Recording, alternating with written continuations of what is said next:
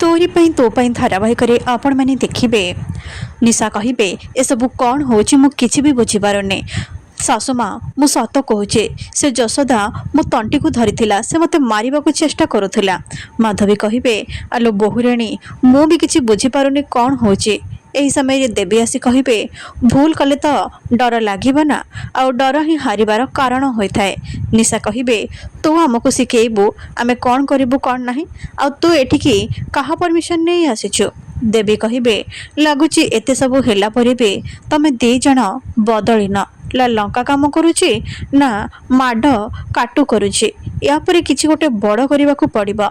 एपटे राम कहे चिकी से शंभु होची से बाबार पुआ आउ से बाबा को मु निजे दंड देथिले कहीं से 30टा झील को एका संगे बलि देवाक जाउथिला आउ सेथिपई से दंड पाइथिला आउ सेई काम से शंभु भी करुचे। चिकी कहे ता माने से शंभु तम ठारू प्रतिशोध नबाकू चाहूचे मते मारिके किंतु आमे ताकू ता काम केबे भी सफल हवाकू दबानी।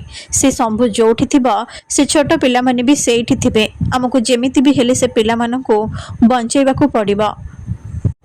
एपटे देवी निशांक रूम को आसबे आओ तांका जरूरी डॉक्यूमेंट सब फिंगा फपड़ा करिवे। निशा आसी कहिबे तो साहस केमिति हेला मो रूम को आसे ए सब जिनिस बिगाड़िया तते मु जमा भी छाड़बेनि।